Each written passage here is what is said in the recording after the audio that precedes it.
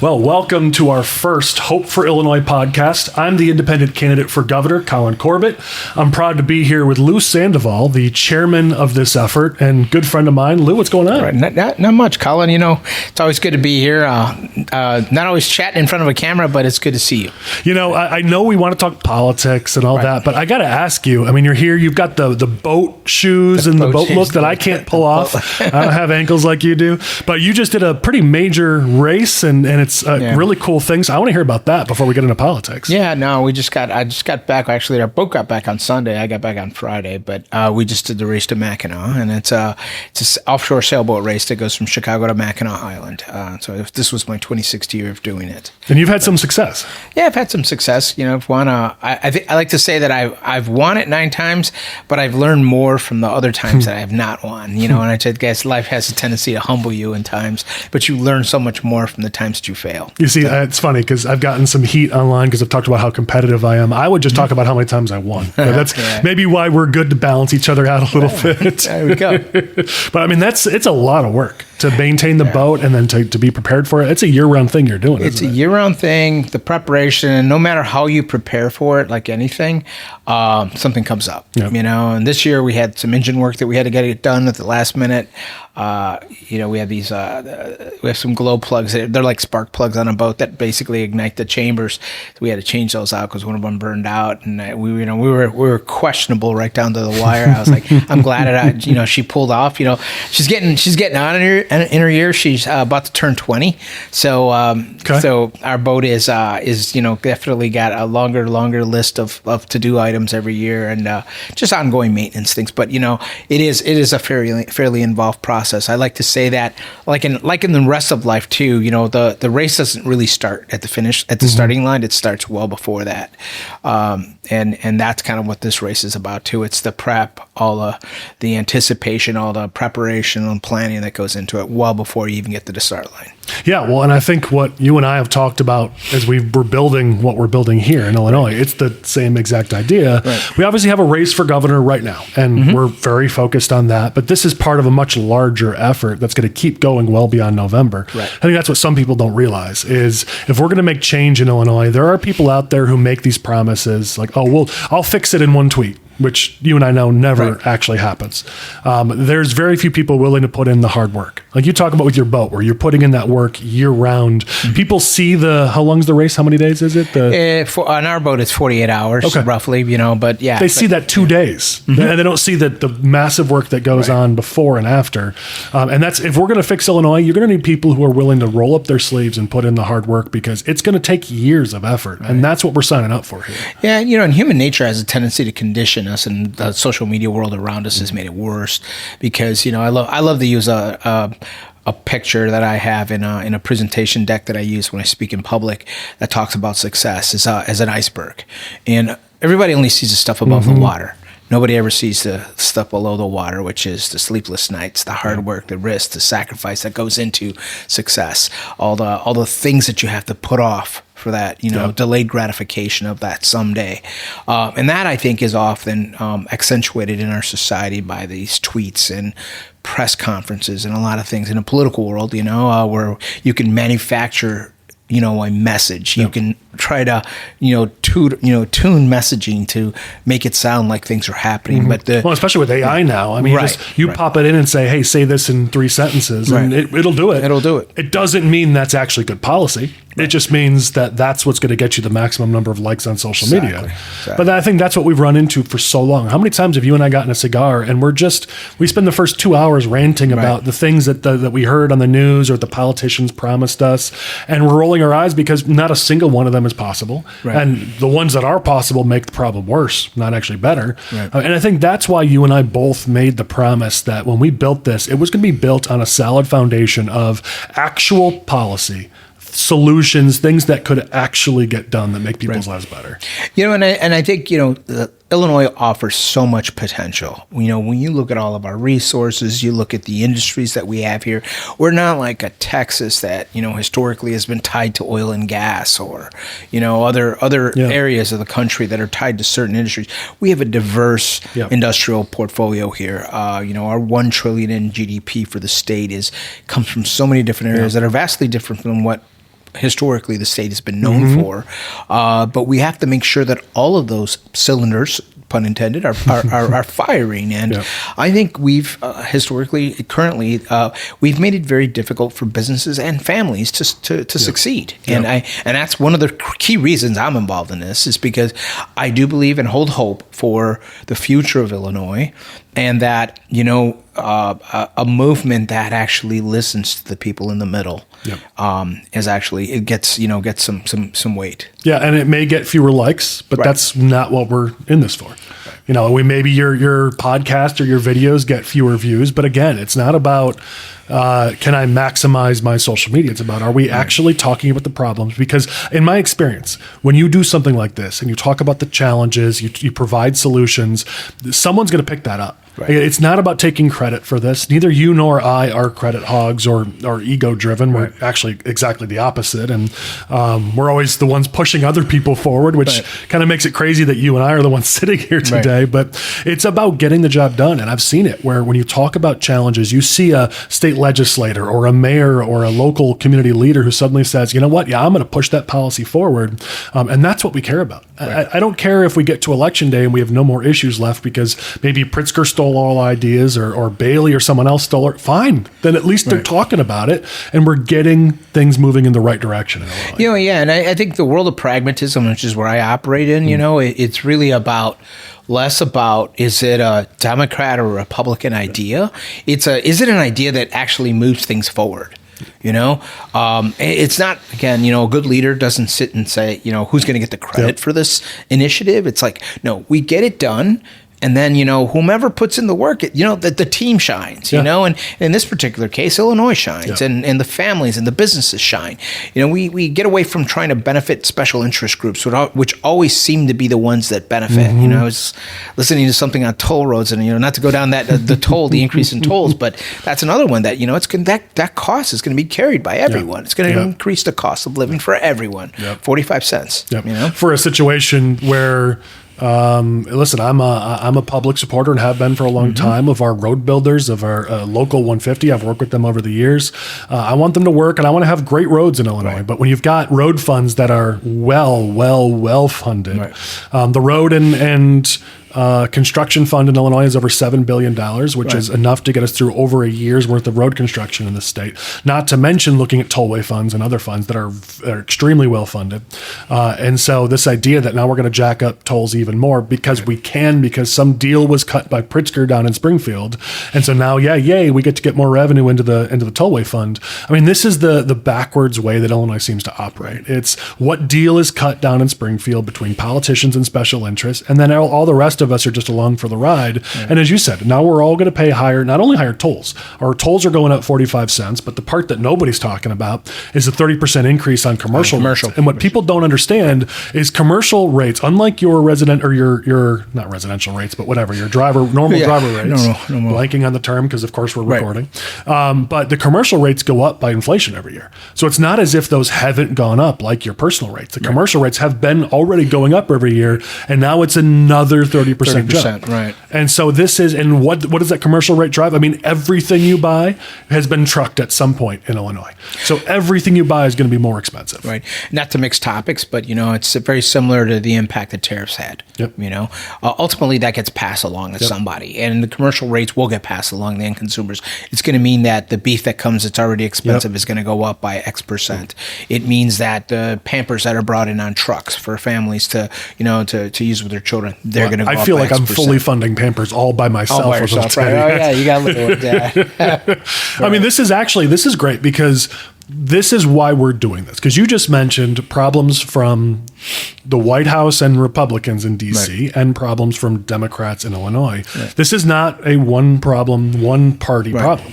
It's and that's why we're doing this independent movement, because it seems like whichever party is in power, whichever party is in control. In Illinois, that's Democrats, and nationally right now that's Republicans, though it seems like that's going to change soon. It seems like whichever one is in power, they're making the wrong decisions. They're not making people's lives more affordable. They're not taking care of the problems we need them to take care of, and it's both parties. Neither of us are screaming about just one party versus the other. It really is doesn't seem to matter who gets voted in. The problems seem to get worse. Yep. And it's the system itself that needs to change.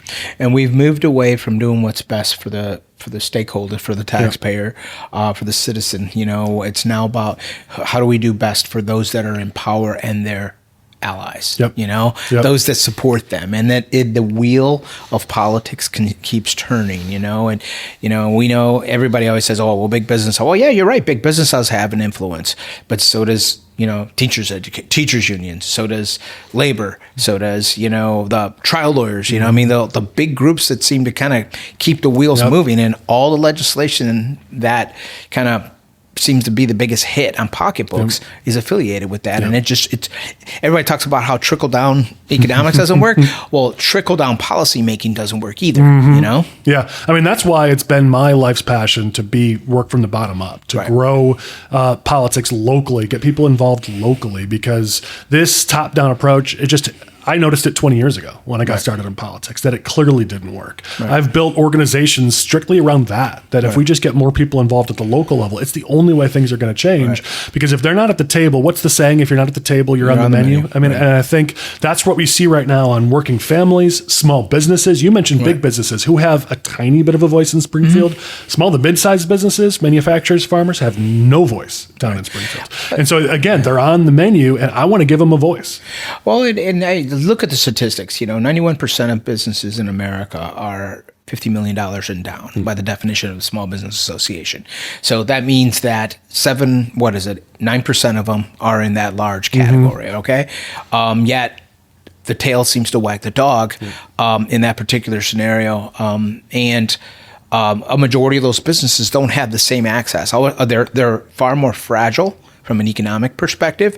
Their influence, they can't carry the encumbrances that the large corporations can.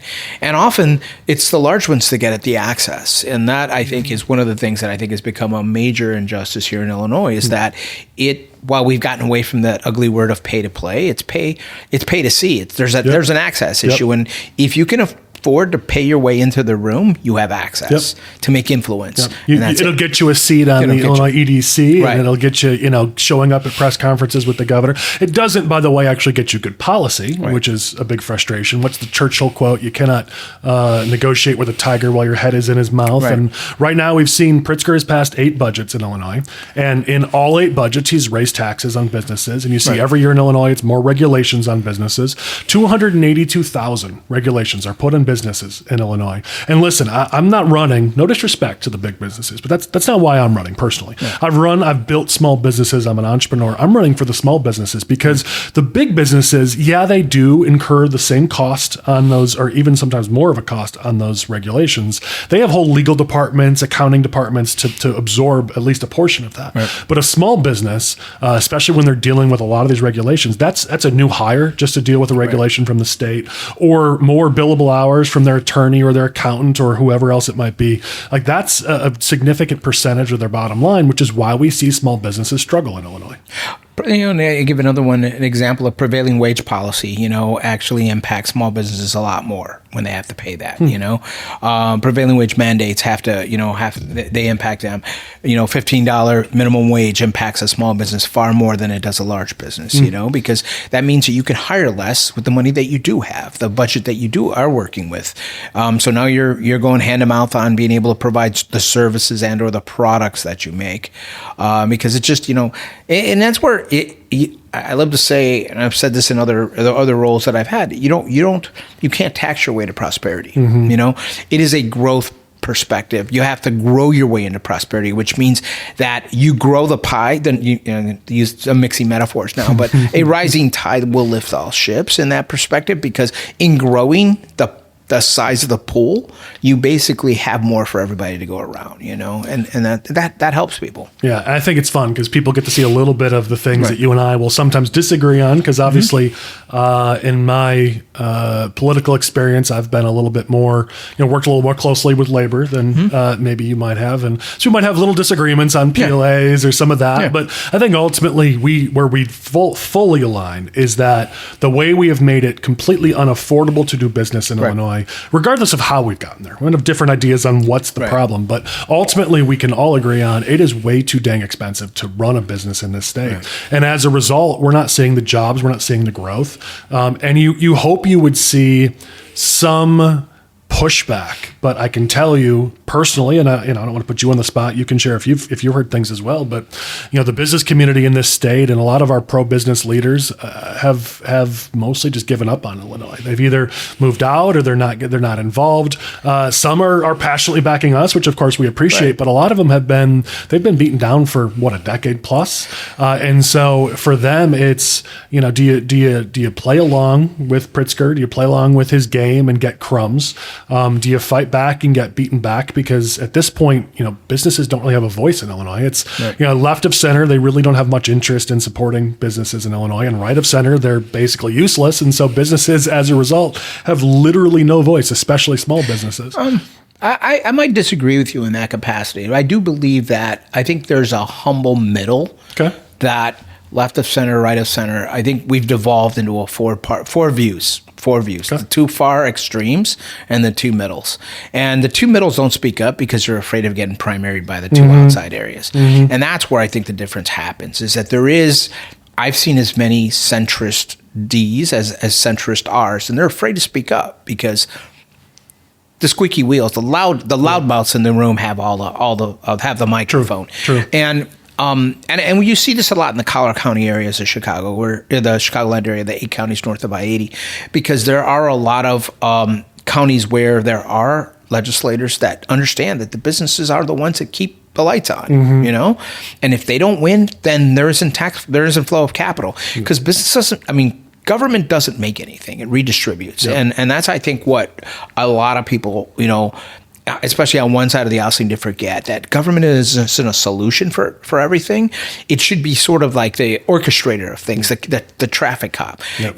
One topic that's getting a lot of airtime right now is data centers. And I think kudos to the governor. The things he did early on was jump out in front of that one and say, "Hey, let's bring them here." Because the e-infrastructure that they offer in terms of immediate job creation, long-term, short-term, and long-term, but then more importantly, if we problem solve through what the revenue opportunity is, the fact that the tax dollars that come in off of a 300 square foot data center is far better than a 300 square foot, the 3PL facility or a warehouse, and that does it. But there was no thought put into that. It's like, it was sort of like, it's like that movie, like the Tom Cruise and Nicole Kidman movie. It was like westward expansion, where everybody, you find your land, you plant your flag, you buy your land, and you build your data center. That's kind of what happened. It wasn't a matter of, all right, hey, you guys got to go here. We're going to zone them in these areas. This is what the energy requirements are going to look like. Here are the guardrails. But, it was just like, hey, no, let's offer the incentive and do that. And that's lazy government. That's lazy government. Well, it's governing for your next job. Right. This is where, so just to be clear to people who are watching, I feel pretty passionately about data centers, as does Lou. We're going to have a whole episode about that. So I'm going to save. Not to jump that one. And you're good. I'll save some of my response, because there's some things in there that I would definitely want to talk through a little more in depth. And I was certainly going to jump on when you said kudos to the governor, which I always want to be fair to Pritzker, but I'm glad at the end there you could sort of put the bow on it, which is, ultimately where the governor failed here was, it was all about what looked good and what gave him the press release and gave him some early wins, because under his policies, Illinois wasn't growing. Right. So he jumped on whatever policy or whatever field he could find that could actually bring some jobs in. And he was too afraid to actually put guardrails in place, because, oh no, that might mean fewer data centers come to Illinois. And so the way he did it, because he needed some wins and he needed to show economic development, and he didn't want to give his opponents any I was going to say bullets, but nowadays I probably shouldn't say that, but any ammo to use against him. Yeah. And so it was done badly. And so now we're paying the price right now. And I think that's the larger problem in Illinois, is whether it's data centers or anything else, there isn't a lot of effort that's put into the long-term growth. Right. We have, whether it's through, governmental agencies or grants, we're giving out these giveaways to the big companies to get huge tax breaks, to get them to come environment. And that's overall, I get that. I understand there's a need for that. The problem is our baseline of high regulations, high taxes, high expenses. That baseline, when you're a business that isn't getting help with those tax giveaways, that means you're paying the whole thing. Right. And so now you've got a situation where the big corporations are getting the giveouts, or the giveaways, and the small businesses and the medium-sized businesses are paying all of that. They're not getting the benefits. Right. This is being done by a Democratic governor. This is what drives me nuts. I want to level the playing field. And yes, I want to help our big businesses, but I also want to help our small to mid-sized businesses. And the only way to do that is to completely adjust our business environment in this state. And there has to be equal access, I think, up and down the economic spectrum. Which currently there isn't. You know, if you're above $100 million, you can apply it, for a state grant, an EDGE grant that benefits your business. If you have the staff to do the paperwork required to do the grant, and so be it. If you don't, then you don't get that. If you don't meet that criteria, so it becomes a have and have-nots situation, as you articulated, and that's not equitable because everybody pays tax dollars. It's relevant to the size of their revenue. So, so should a large business get bigger incentives than a small business? They're both paying commensurate taxes to their revenue. So, and we know what the corporate tax rate is in the state of Illinois. So, I mean, it is what it is. Have you seen the same thing I have? I've been talking about this lately because I always watch whenever there's a press release from the state. Of course, I'll read it. And on Friday, right, dumping it out with the trash. And you'll look, and of course, they never tell you how much is in the grant. You got to dig to find it yourself. And it used to be, a few years ago, it was always look at the number of jobs that are created, and then as that number has shrunk and shrunk and shrunk. Lately, it's been the number of jobs retained. And now that's the headline, is how many jobs are retained by this credit. And then it's usually like 50 jobs were created. And so as a result, if you're looking at the taxpayer's return on investment, we've gone from 40,000, 50,000 in tax dollars per job to 70 or 80 to now some of the latest announcements have been hundreds of thousands of dollars per job created because it's really just about retaining. We really have gotten to this point now where in Illinois, the business environment is so bad that we're no longer giving tax breaks to get businesses to grow. We're giving tax breaks so they don't leave Illinois. To me, that seems like a really bad place to be. And we're negotiating from behind because while we think we may have the upper hand in a negotiation, they take that deal and they take it to Indiana or they take it to Wisconsin or Tennessee or Texas. And basically, your deal, we've all bid on contracts, every one of us has done this in business, and, there's a first mover advantage and then there's everybody else, sometimes that's a benefit being the first mover, but you got to understand that when you put it, unless you put conditions in your contract that it can't be shared in an NDA, then that contract will get shopped. Your bid will get shopped and the best bid will win at that point. And everybody knows. I mean, everybody advertises in Site Magazine, to get the so-called ranking. They're all advertising in that, so they know. They go to those conferences and they get it. So they know what Indiana's putting on the table. Indiana knows. I mean, current bear situation, and don't want to go too far down that lane. Is it a classic example? They got first mover advantage.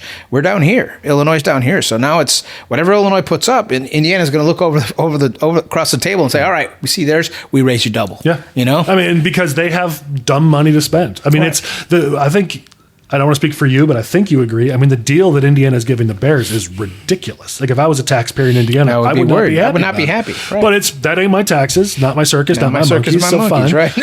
But ultimately, it's a bad deal that they're putting on the table. But guess what? Because they are actually fiscally responsible in Indiana, because they're actually growing in Indiana, they can make bad deals with an eye towards the future. Right. Because ultimately, they're willing to pay that extra amount of money. You bring up the Bears. I mean, when the Bears were bad, we had to pay a little more for free agents. When the White Sox were bad, we're both Sox fans. You see some stock stuff out here. When the White Sox were bad, which is sadly fairly often, we have to pay extra for free agents. I mean, that's what Indiana's doing here. It's not as good of a location. It's not as beneficial of a state or a site. So yeah, they're going to have to pay more. But guess what? They've put themselves in a position to be able to do so. Right. Meanwhile, the city of Chicago and the state of Illinois have to raise taxes every single year just to balance their budgets. They don't have any money to make these kinds of investments. We didn't have the money to say, you know what, let's bring in the World Cup. And yeah, FIFA's corrupt, but guess what? Let's bring in the World Cup and let's show Chicago on the world stage. But we didn't have the money to do it. And so we had to say, no, it's fine. I understand why Ram said no, but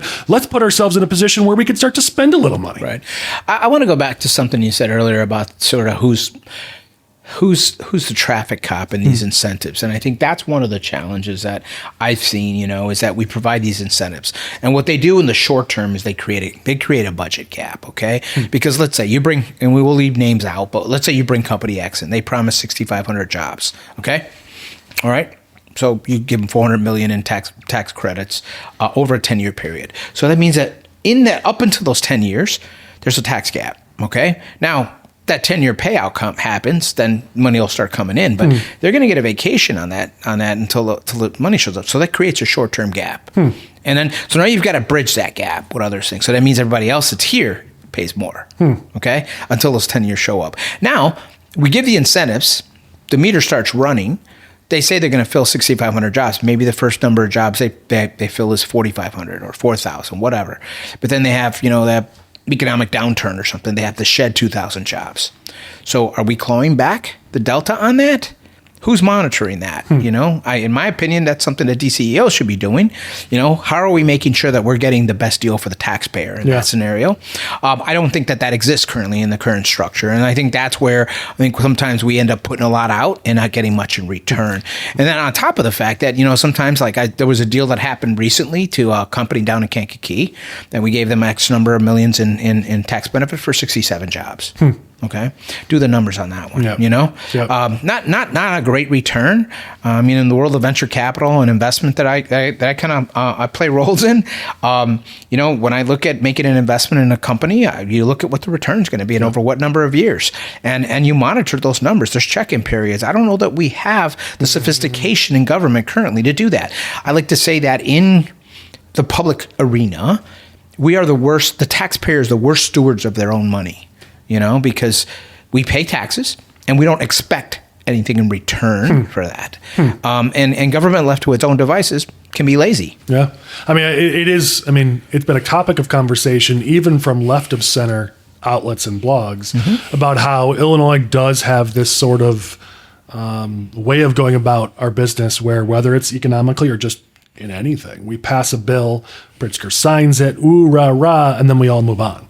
And there's no focus on actual implementation. Right. And so whether it's the economic incentives that you talk about or just Springfield in general, this is an overall problem. And it's been said in the past that J.B. Pritzker is a great administrator, but I've seen no evidence of that. Yeah. And especially when you see in department after department under J.B. Pritzker, there's significant problems where they're not being run. There isn't oversight. I'll give credit where it's due. I do agree with Darren Bailey when he's come out and said that we need to have more oversight of NGOs and where that money is going to. And now his solution was one that's not constitutional, would never work. But I do agree with the problem he's pointed out, that we've got a lot of government money that's flowing out and almost no oversight to how that money is spent. Yeah. And so we need better leaders who will actually do the job, not leaders like Pritzker who instead will say, look, we signed the deal, we got a good press conference, I got my media. That's all he cares about. So he's going to move on to the next thing because he got what he needed. Right. Meanwhile, did we get what we needed? Did we get the jobs? Did we get the economic growth that we were promised? Most of the time, no, but he doesn't care. He's on to the next press conference. Right. Or we apply a $10.50 head tax to anybody that has a healthcare plan, to the PBM. We sweep $180 million into a general fund, up to $25 million go back to a select state organization that anoint certain, sectors of the market with, monies to so-called keep them in business. But, that's a head tax effectively.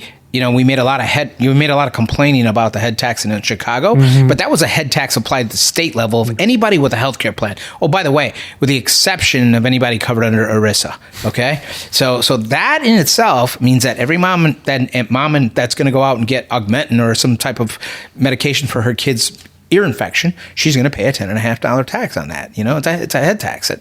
Nobody talks about that stuff, but that's what the PBM bill did under the guise that, PBM bad, and it's like, no, but the state itself uses PBMs to administer, within their own 75,000 covered lives state employees. They actually use 2 PBMs for that to control costs, but they got an exemption on that. Oh, usually. Okay. They got an exemption. Yeah, it's always how it works. But that's another point that nobody sees these little things that eventually, why is that going up? Why is my healthcare insurance going up? Yep. Well, in Illinois, that's a reason. Yep. You know, I mean, it's the constant. They'll pass a bill that sounds really good that requires coverage for X, and then we're all paying a little bit more to cover that thing, and it just happens over and over and over. And then they'll also, in the same breath, say we're lowering your cost of living while they're doing this. And as you said, and I've had to learn sort of what is the reason for this, because you said voters aren't holding leaders accountable for this, especially not at the ballot box. But the problem is really that voters are busy and they don't have the time to pay attention. And so there isn't really an entity out there that's helping educate the voters on this. I know the media will occasionally cover topics, but mostly they're going to cover the topics that are going to get the most clicks and the most likes because they're for profit. They have to. They got to sell ad space. I respect it. I get it. But one of the things that I know you and I have talked about that we're going to really try to do both during this campaign and in the movement beyond November is to make people aware of the things like what you just talked about, because it never happens. People don't talk to voters like they're adults. They talk down to voters. They give them just the talking points, here's the 5 words you need to know. And most of the time, the policy is way more in depth than that. And I'm going to I know we'll lose some people along the way who don't want to take that kind of approach. But honestly, I think that we oftentimes disrespect our voters by saying, I've heard it before, they're dumb, or, they don't care. And I don't think that's the case. I think because we have treated them dumb, that they've moved on to other things. If they were actually presented, that's been my philosophy. Like with local governments, it's give the local residents all of the data. Let them digest it. Give them some time. Let them come out. Let them ask questions. Let them be part of the process. And I'll tell you, every time they make the right decision. Every single time they decide, you know what, we don't need that new field house, or you know what, yeah, we actually do need new furniture in our classrooms, or we need to fix our roads, but just at this level because we can't afford this level. I'm always impressed with the decisions these communities make when you actually trust them with the truth and the facts and the data. But we just way too infrequently do that. And so I think when it comes to the state of Illinois, when we go through some of these issues, we talked about them some here, you never hear about these talked about, but we're going to talk about them. And if it means fewer likes on social media, I don't care, because this is the only way we're going to solve problems. Yeah, and I think that honest conversation needs to happen. That's where government kind of seems to fail the taxpayer, seems to fail the stakeholder, is that conversation. It's all done beyond the guise of what polls well. PBMs was an issue that polled well for the governor. He knew that. His team looked at it. They polled well, so we're going to go to town on that. We're going to go to town on that. We're going to pass this legislation. The other thing I think that's done that's and this is from my time, as they say that when you go behind the green curtain and you see how the sausage is made, you can't unsee it. So during my time at the state chamber, I started to see a lot of it. And people track bills, but they never track trends. Okay, and you start to see trends like the PBM and insurance. You see the themes, the thematic areas where the Pritzker administration is kind of going after insurance. That increase. It's done under the guise of, your auto insurance, your housing insurance is going up. But when you impose restrictions on certain industries, it's going to have a rubber band effect to the taxpayer. The consumer's going to pay more when you regulate something, or over-regulate, and so that's another area that you start to see trends. And those trends aren't just Illinois. You see them in New York, you see them in California, you see them in Washington It's usually based on some poll somewhere. It's based on some poll someplace. I mean, we're going to be hosting the NCLS conference here this week, and there's going to be lots of trends. That's basically where, so for those that are listening that don't know what that is, that's basically where all politicians go, the state level, all state legislators go, and they compare notes. They compare playbooks. What's working in Washington State? Oh, we just did a progressive tax on the wealthy. Oh, really? Well, do you see $6.9 billion? It's like well, and this is where housing became a thing, because you saw in some states. It's interesting because I've polled it, and while housing is a big issue for me and my family, so I talk about it because it is personal to us. As a matter of fact, when you look at the polls and you ask voters what are the most important issues to them, especially when related to affordability, housing usually is more like 6th or 7th in the list. It's not at the top, but it's at the top amongst younger voters, especially left of center younger voters. And J.B. Pritzker wants to run for president. Who's he going to need in order to be able to run for president? It's left of center younger voters who he needs to vote for him in a primary. So suddenly now housing is the big focus. And so you saw so many bills come up down in Springfield this last year, most of which would have made the housing problem worse in Illinois, not better. But it would have allowed J.B. Pritzker in his national run for president to say, look at what I did. I helped. And we see it in Chicago with a lot of the policies pushed forward that make the problem worse, not that better. It's, oh, look, we helped. It's like that the Simpsons clip where it's like, oh, I helped. I helped. You didn't actually help. Well, I think on that topic, I know this may be a little sacrosanct, but I'm gonna. I get when I was my last spring legislative session down in Springfield with the chamber, I handed out about 78 copies of Ezra Klein's book Abundance. And what I like about that book is he does a really good job of saying, hey, listen, and he throws rocks at both sides of the aisle, right? And I don't know where his politics are, probably somewhere between, Bernie Sanders and Hillary Clinton, but it doesn't matter. It's really the context. And he does the following. He says, listen, and this book was written right after the November 24 election. So, and he said, listen, if we don't like what's happening, the strongman stuff that's happening in Washington, then we, meaning his political ideology, need to do a better job of showing that our way of governing actually works. And he takes various issues. He takes housing, transit, he takes sustainable energy, and he breaks them down. And he throws rocks at both sides of the aisle, the D's and the R's. But let's take housing, for example. And he says, listen, if he goes, we're going to show that housing works, then we have to have an explanation for why every blue-run city from San Diego to Seattle, Chicago, and New York, it is the highest cost of living, highest cost of home acquisition, highest amount of homelessness. So show me where that's working as a way of governing, okay?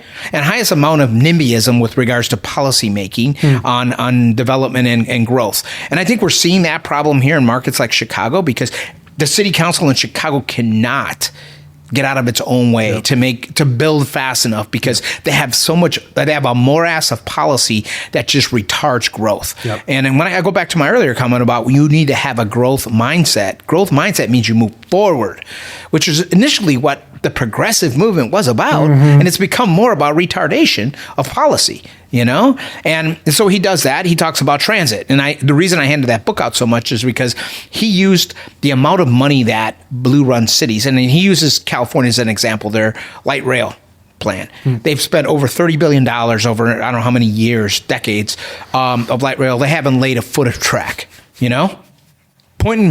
So sound familiar? Yeah. We gave, NETA a $1.5 billion budget. They started spending immediately a ton of that to try to keep Chicago safe, the CTA safe.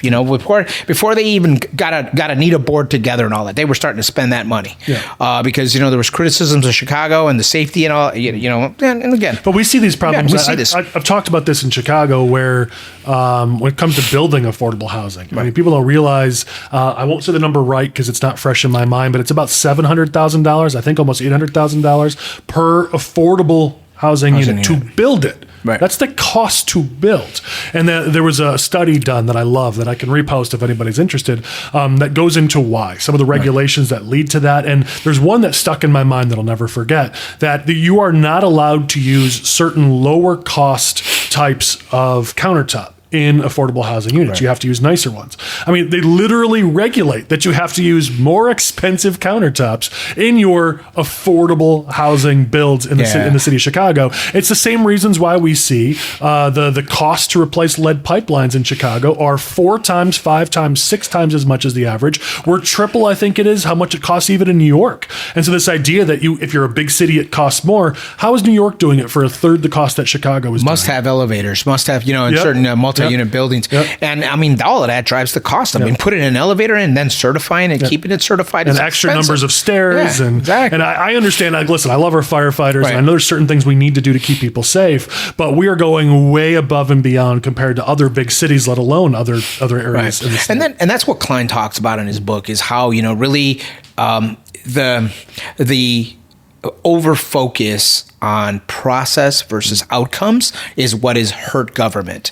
And he obviously takes square aim at his side of the aisle in that particular case, and he uses it as a classic example for why, they're more focused on the process of getting there as opposed to the outcome. Yep. And I think in business, we're focused on outcomes. Yep. Don't talk to me about your, 15-page, PowerPoint deck and all the wonderful things it's going to do, your mission, vision statement and all that. That's great. That's good stuff to have. It's good to have a strategy. But at the end of the day, I'm going to evaluate, you said you were going to hit X goal. Did you or didn't you? Yep. All right. And you look at the right targets, So if we're going to make our streets safer, if we're going to bring more businesses to Illinois, then how much are we spending? What is the net return for every tax dollar that we've incentivized businesses to come here with? What is the net return to the taxpayer? Because that's a stakeholder, that's a shareholder. They should know if we're spending $400 million to bring company X to Illinois, then what is the average cost per job to bring that company here. Yep. And that should be disclosed in full disclosure to the taxpayer. Yep. But, again, that's a utopia that we'll never probably get to. No accountability. Right. I like that you bring to outcomes, because with the time we have left, let's talk about outcomes in Illinois and the changes we want to bring forward. So let's look forward. Let's say that we succeed in November or let's say even that we don't, but our movement succeeds and we build something here in Illinois. What are the changes that we can make in Illinois? What are the things we want to see that will not only help businesses thrive, but I'll speak for myself. I care about business because I care about people. Right. Like I want businesses to grow because that will help create more jobs for people, that will raise people's wages. So the end result for me is jobs are getting created, people's wages are going up. So what are the things that we can bring forward that would lead to people's lives being better? Well, I think truly I would love to see a bipartisan approach to things, because I think it is it's sort of and I understand, to the victor go the spoils, but it's a slap in the face to say that you will not pass a legislation unless you have 60 D votes, which I think puts a lot more pressure. They wouldn't even let it to the floor. Yeah, they don't get it to the floor unless you get. You don't even get a vote unless you have. Unless you have 60 D votes on it in the House, and I think that's an example of how we've over politicized the legislative process, and there isn't. So why do we have 100? Some odd, legislators then, Yeah, 118 in the House, which is the body you're talking about. I mean, the Speaker of the House has said multiple times that he is the leader of his caucus before he's the Speaker of the House. Right. So he has said straight out that he's a majority leader. He's not a Speaker of the House. So then maybe we need an actual Speaker of the House, because the Speaker is supposed to be the Speaker of the whole House, all 118 members and the entire state. But Speaker Welch has said flat out multiple times, no, he's just there to lead the Democrats, which fine, that's okay, but then you shouldn't be the Speaker of the House. Right. And one of the things we talk about on our website that we want to make happen is if a piece of legislation has a certain number of bipartisan co-sponsors, then it automatically gets to the floor. That should be something we should, if you have proven that you've got a good idea, and so you can get 5 people from the other party to help sponsor your bill, then that should mean automatically at least it gets a committee vote, if not gets a vote on the floor. Maybe it doesn't pass, that's fine, but you just proved you've got a good bipartisan idea. It shouldn't be held up because of backroom politics. Right. And going back to the outcomes point, I think I read this after the fact, because I think it was published on the 12th, and I was in the middle of Lake Michigan someplace during that period of time. But the Tribune had an interesting op-ed about the number of legislative pieces that went out this year, in Springfield, 385 something legislative pieces. And sometimes, obviously, in a political year and an election year, there's a lot of performative legislative pieces that go out to, oh, you don't like white cats, Mr. Corbett? Well, I'm going to pass a bill that outlaws white cats. It's kind of like what we see from my Republican opponent. Is the moment someone doesn't, let's just ban it. He's the head of the small government party, and he just wants to ban everything. And then I follow up with you. I was like, hey, Mr. Corbett, we did pass that. We did propose that bill. It didn't pass, but we proposed. So there's all this garbage legislation that clouds the arteries of government. And at the end of the day, really, we're looking at it the wrong way. It's like it should be quality over quantity, And on that topic, for any piece that we do pass, we should see what we take off. Because we have this, again, go back to this more. Make it a 1-to-1 thing, or a 1-to-1 ratio. You create a new regulation. Which regulation you're taking out? Yeah, I think that would be a good thing. One of the things I want to get done is reduce the regulatory burden. We have the 4th highest regulatory burden on businesses, and some of those are really good. Some of those regulations absolutely need to be there. We're not anti-regulation. We're anti-over-regulation. I love that you said that earlier. And so I think it was back in the day, before he ran for governor, before he he was at RTA, Kirk Dillard, I think. Right. One of the things he championed was, I don't remember what he called it because I'm digging way back in the memory banks right now, but he tried to push forward some committee or some entity that would look into regulations and dig into them and figure out which ones we don't need anymore. Right. Because there are so many examples of regulations that, and we're going to talk about them over the next few months, of these regulations that make absolutely no sense. They barely made sense 60 years ago, and they for sure don't make sense now. Like, we've got to clean all that up, because while it may seem simple to someone, like, well, it's just another paragraph in the law, but these businesses have to hire someone who reads that, who knows that, who makes sure they're compliant. Every single one of those 282,000 regulations come with a cost. I'm gonna at risk of shaming my daughter. My youngest daughter Sarah is very meticulous about organizing her closet, right? But I call it Sarah's law. She has a outfit in, outfit out. Okay.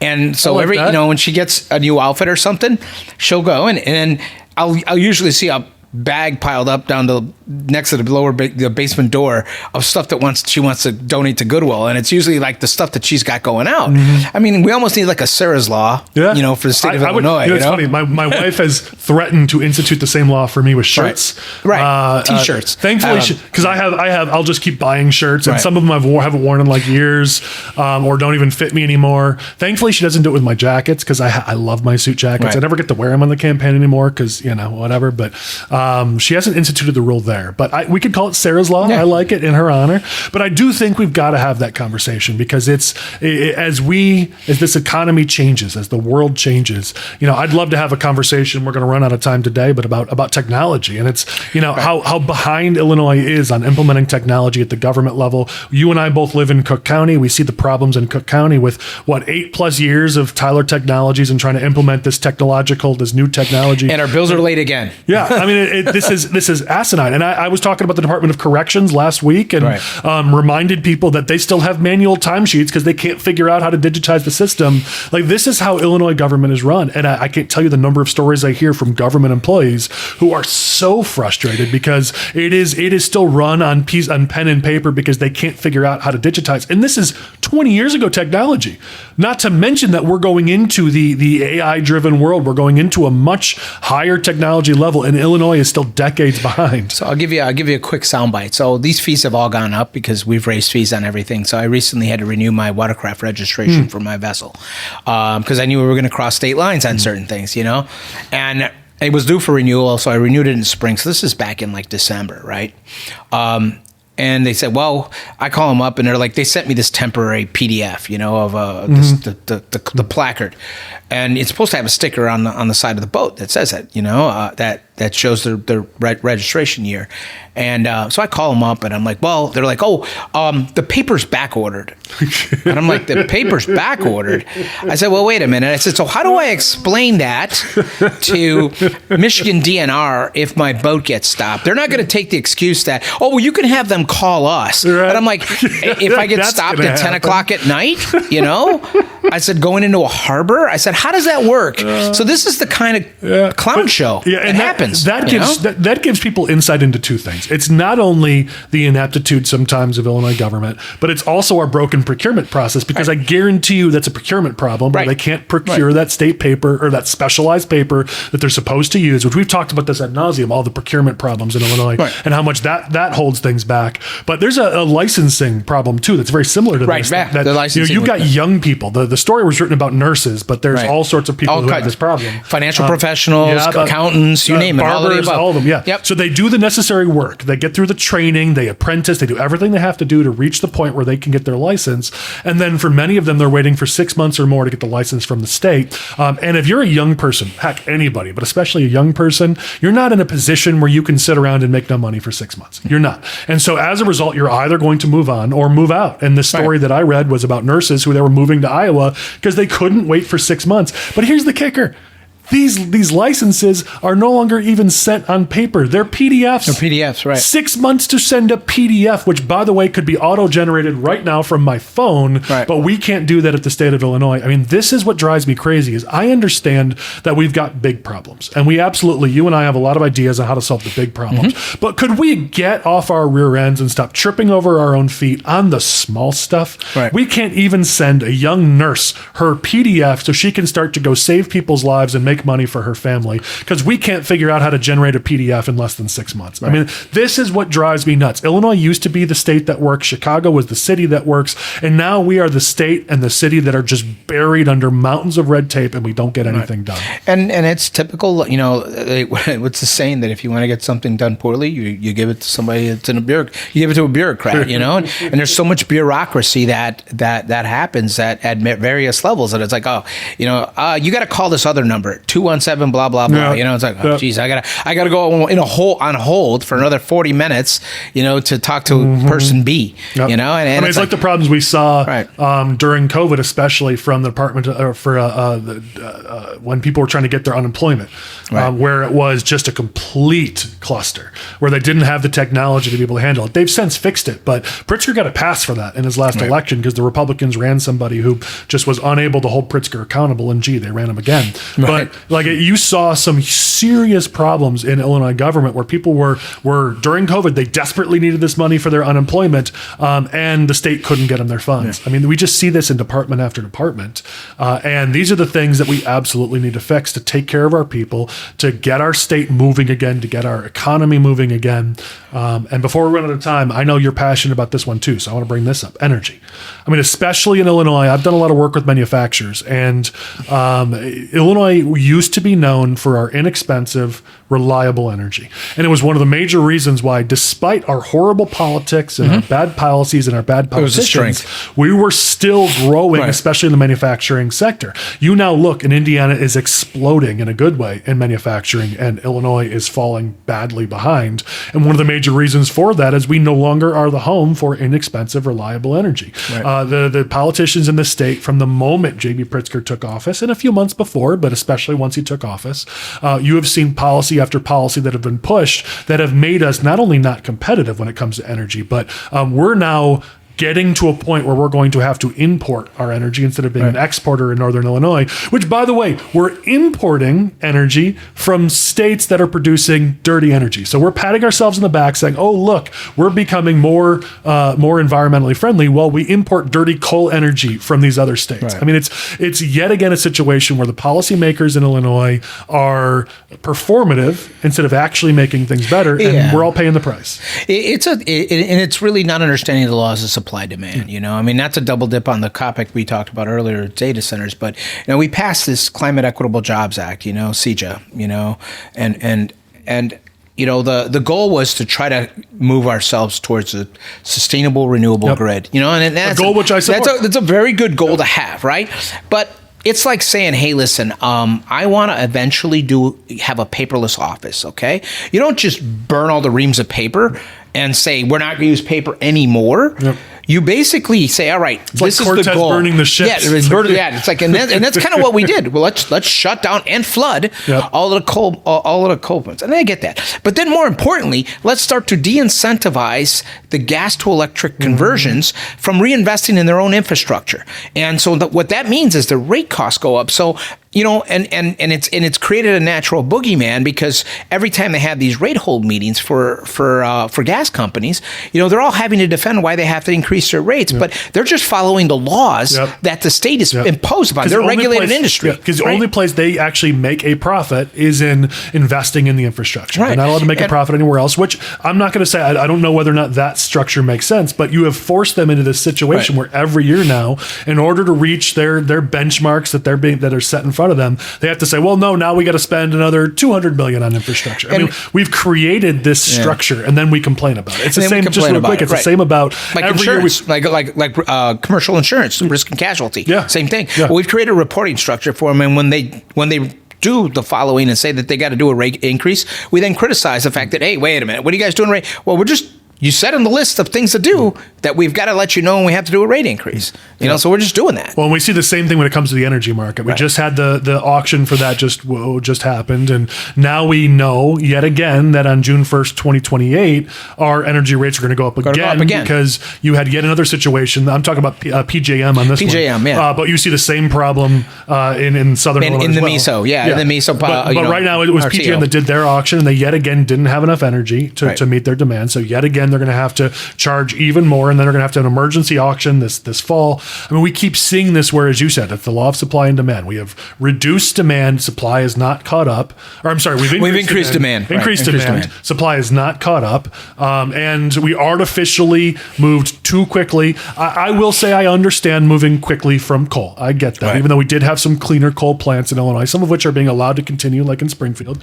But natural gas is one of the ways that we have made tremendous strides in this country, lowering our carbon emissions and becoming more environmentally friendly. The change from coal and other dirtier sources to natural gas as that stepping stone has been tremendous. You've seen how much America has reduced our emissions and become more environmentally friendly. It's because of natural gas. And yet we said, you know what, let's make them the new boogeyman and shut them down too. It's like, yeah, but we don't currently have enough solar and wind. And you stopped building nuclear plants, so we don't have enough of that either. And it's like, this was never planned out. It was all based on who could say to their special interests, we are the greenest. We are the greenest state, you know, and that doesn't math out for taxpayers and ratepayers, you know, because your rates go up.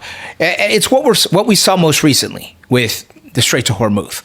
You know, I explain this in lay circles a lot. You know, it's like, so what happened most recently when we did not allow tankers full of crude oil to pass through the Strait of Hormuz, but the demand continued to be equally as high? They're like, well, the price went up. I said, exactly. I said, so when we underbuy in these RTOs, when we underbuy our energy capacity, which we buy, by the way, we estimate a year in advance, you know, we underbuy, we basically, but we overuse because the demand continues to rise. That means that now that we have a supply demand problem and the costs are going to go up. Okay. If we were to overbuy, it would be the opposite, but we never overbuy because they don't want to go there, you know. And that, I think, is a failure of the system in itself. The RTOs is we know to a degree or we should know to a degree what light manufacturing, you know, uses, what residential uses. We should be able to bracket what data centers use and then attribute it accordingly to them, you know, because it's like doing a budget at home. You know what your revenue is. You definitely know what your expenditures are. You better know what they are or you're going to run out of revenue, you know, and this is the case with energy. But it shows yet again a lack of forward thinking or projecting out. I mean, we are careening from one year to the next, and that's all we do is just make it through the next year. Can we cobble together enough of a budget that looks like it's balanced enough, even though we're gonna have to raid some funds to make it, you know, actually be balanced. And there's no long-term vision for how are we actually going to get the state where we want it to go. What's the 10-year plan? When have you ever worked with a business that didn't have a plan past the current fiscal year? I mean, and that's where we're at in Illinois. Every year it's cobbled together, rushed to throw together a plan to get us through the next year instead of what's our plan for the next 5 years. It's hand to mouth, and it's always the last 3 years. It's been at least last 4 years. It's been this cycle. We're not going to have enough money. Oh, by the way, we found money under the couch cushions, you know, and then but we got to pass taxes, you know. So it's always this like back and forth, this cat and mouse game. And at the end of the day, just things keep going up. And that's why people don't feel like they're getting ahead. Businesses don't feel like they're getting ahead. Households don't feel like they're getting ahead. And I think that's, when you asked early on, why am I involved in this? That's why. Because I think for once, Illinoisans need to feel like they're getting ahead. Illinois businesses need to feel like they're getting ahead. And under the current options we have available to us, they don't. Yeah, I mean, we talk about it a lot, that people, businesses, we all feel stuck. And when I explain to people why that is, I love how you started on Illinois' potential. I want to end on Illinois' potential because I know you and I both strongly agree with what Illinois could be and what we have going for us. And that's why the definition I love to use is that we're stuck. It's not that these are insurmountable problems, and it's not like we couldn't get moving again. It's just right now, because of our politics, because of our politicians, our broken system, we're stuck in the mud, but the vehicle could move again. I mean, with our advantages. I love to talk about this because our people are our best assets. And you've got a unique combination of big city energy plus some of the best educational institutions in the world, not just in America, plus the Midwestern work ethic. There's a reason why when businesses want to come to the Midwest, they don't want to come to Illinois, unfortunately, because they don't want to deal with our politics and our taxes and our fees, but they're going to Southeast Wisconsin, Northwest Indiana, because they want our people. Our people are our greatest asset. You've got, we are the railroad hub of the country. Right. With between 2/3 and 3/4 of all rail goes right through Illinois. You've got Lake Michigan. You've got not one, but two major shipping rivers in Illinois. You've got our roadways. I mean, we are the hub of America in many ways. We have so many advantages. Our farmland, it's black gold. We can grow things here that many states can't grow. There just is so many advantages, and yet we're not seeing the benefits. We're 46th in economic growth and GDP growth since J.B. Pritzker took office. But that to me is a hopeful thing, that if we could get in, if I win in November, if our movement makes the changes we want to see, that we want to make, it does not take much to get all of this headed in the right direction. And suddenly our people, our small businesses, our farmers, our manufacturers, everyone could just feel that excitement. I want people to be proud to be from Illinois. And honestly, I think that can be done. I know politicians overpromise, but I think that can be done in year one, because honestly, if you start to remove some of those barriers from businesses and people, and they start to feel like I can go again, like, yeah, I know there's more to do, but I'm finally moving in the right direction, that exhilaration will come through. Yeah. If you just at the end of 1 year were able to see how far you've made it, and tangibly feel it, I think that gives you the impetus that you need to keep moving forward. I think in year 2, year 3, year 4, I think in one term that could be a big change. You know, I think and ultimately that's kind of what hope. That's the definition of hope. You have to have incremental movement. Yeah, I mean, we've been dug into a hole by our politicians over the course of decades of bad decisions.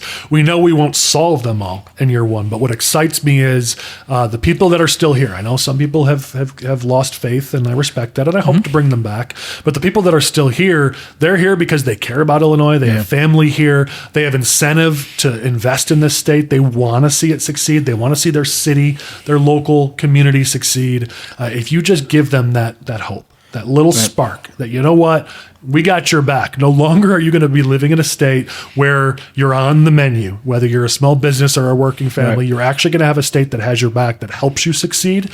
I can just feel what kind of excitement that could bring to the state. And instead of being where we have to fake it and come up with Site Selection Magazine to make it seem like we're actually growing, we could actually be moving up the rankings in these real rankings, and from these reputable businesses that rank states, instead of being behind Indiana and Wisconsin of all states. I mean, I hate losing, and I hate losing to these states. We could actually be beating them, because we should be. There's no world in which Indiana should ever be beating Illinois. I mean, I think left or right of center, we could all agree on that. Yeah. I mean, you'd hope so. You would hope so. But I think, again, sometimes it's lost in the translation and the impact. And what is the impact that we're looking to make? Does everybody win, or do some win and some lose? I want to close on this. Obviously, I have a thought on this because I've shared it before, but I'd love to have you share your thoughts first, which is all these things we talked about, the problems, the solutions. How does what we're doing make improvements possible? Because so many people are stuck in this two-party system because it's all they've ever known. And so they're struggling with the idea of, well, if I just elect my favorite politician, it's going to change things, even though every time that happens, it still doesn't change anything. What's unique about what we're building here, and how does this actually make all the things we talked about in the last hour, the improvements, possible? I think what it does is it really, and I think I alluded to this earlier, it's like it's a tenet of leadership to say, hey, listen, do the work with the right outcomes. And at the end of the day, don't look at who's going to get the credit. Taxpayers don't sit around and go, hey, was that a Democrat or a Republican idea? They don't care. They care. What they care is what they can touch and feel. That whatever idea was there, it either made my life easier or it made it more difficult. And I think that's kind of what we have to get away from, the D or the R. We talked about the 60 vote, threshold. These barriers to kind of collaboration that exists at the state legislative level, where there's like, hey, if to quote a infamous or famous politician, we won the elections, we write the laws. That is often the mindset, and it's like, okay, well, that's great, but that's not too inclusive. And doesn't the sum of all the parts make us better as a whole? And that's kind of what I think this movement's about is, let's stop looking at who gets the credit and stop throwing rocks at everybody, and like, what does it take to move the needle? And that's really on the gauge of success and progress, is the needle moving or is it stuck? Yep. Actually tracking what kind of progress we're making, being transparent about that. But I love the idea. I've talked about it so much about best idea wins. And I don't care. And I've proven this in my history. I've worked with Democrats. I've worked with Republicans. I've taken heat for it, but I don't care. It's the rule is best idea wins. And lots of good ideas come from people you maybe don't necessarily agree with on everything. But that's where our movement is unique. And that's what people need to understand is you go elect another D, that doesn't change anything. You go elect another R, that doesn't change anything. You've got to actually change the whole system. And that's what, when we come in, it's no longer about D versus R, it's about right versus wrong. And we can say, you know what, the best idea is going to get moved forward. We're going to bring people together. And I know you've had just as many conversations as I have with Democrats and Republicans who are exasperated, who say, we can't get anything done because we're held hostage by the extreme wing of our party. We'll get primaried if we dare talk common sense. We got to keep the special interest happy. I got to keep my primary audience happy. And because of that, so little actually gets done for working families and small businesses.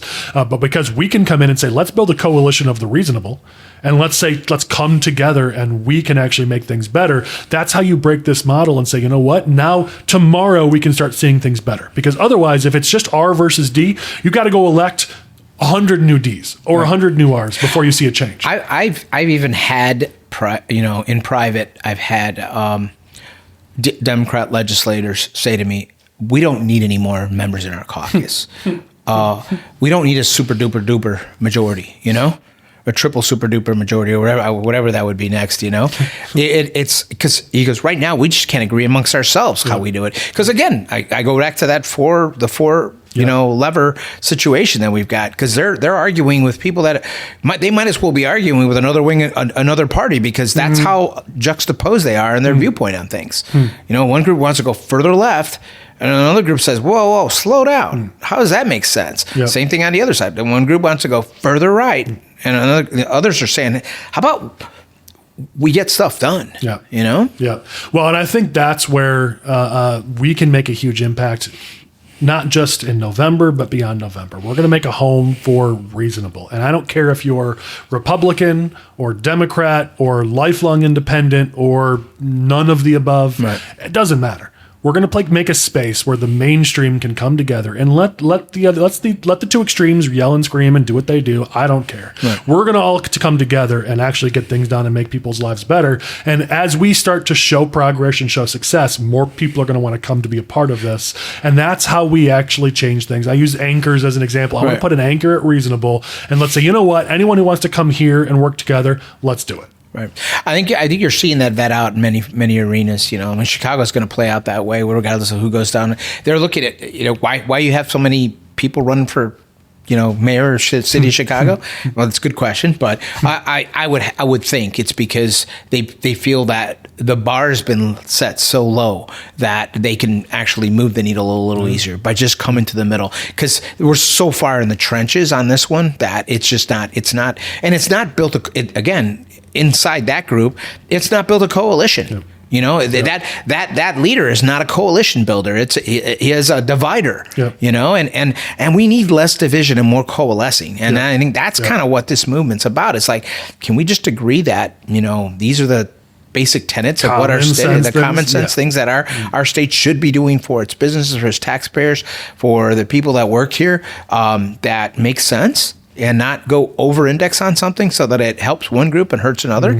Well, and that's the thing. Government picking winners and losers, that means there's always losers. I've talked about it a lot, that when you focus on that, you're focusing on who doesn't get anything done and who doesn't get anything from the deal. And most of the time, it's the taxpayers who are the ones who are holding the crap end of that stick. And we got to get refocused on what our priorities should be. It shouldn't be about party bosses and special interests. It should be about working families, small businesses, our communities. They should be the ones winning. And I think if we can get a state back to that, we could get a state that's thriving again. Yeah, exactly. All right. Well, Lou, I not only love that you're here with me today on the podcast, but that you're with me on this journey together. A lot of people see my face on a lot of things, but honestly, this wouldn't happen if it wasn't for Lou. So, Lou Sandoval, I love you, man. Thank you for doing this with us. We'll be back next week. We're going to do this every week. So I'll have my running mate with me next week, Carolyn. I can't wait for you all to get a chance to hear from her a lot more than you've had so far. We're going to keep talking about the challenges that Illinois faces and how we solve them, because it's that conversation that's actually going to lead to change and fixing this state. So join us as we keep doing this week after week. This has been the Hope for Illinois podcast. I'm Collin Corbett, independent candidate for governor. We'll see you next week.